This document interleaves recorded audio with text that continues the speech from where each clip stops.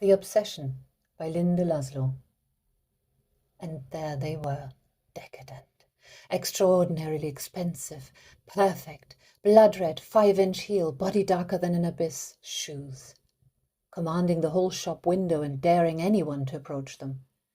She imagined that she could feel their smoothness, could imagine running her fingers along the length of the heels, the silkiness of the insoles, the incredible arch that screamed impossibility, the shape and the sheen of the leather that made her salivate.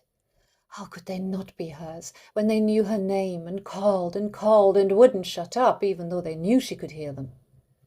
How could any self-respecting woman even walk in them? How could she even think about them as if it were normal for her? The fact that they existed was feeding her temptation like some kind of drug. She'd read about addiction and was more afraid of the shoes than any consequence because of them. Would they go with how she dressed? Could she keep them secret in a house where it was not allowed to keep secrets? Her sisters would be outraged, and she would never be forgiven. If they knew. Mother would not spare any sympathy for her. If she knew.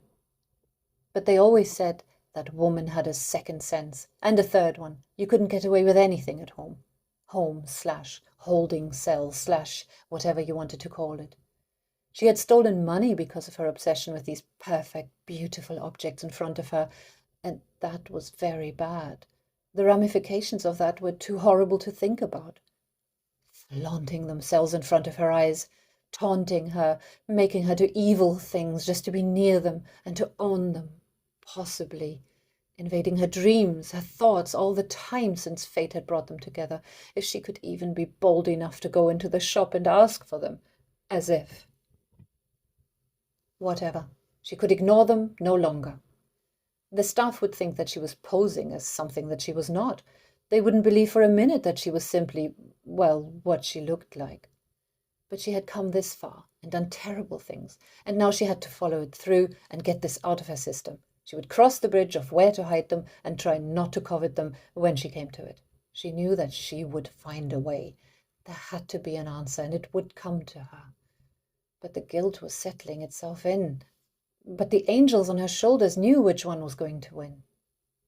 "Just get on with it," said one of the voices.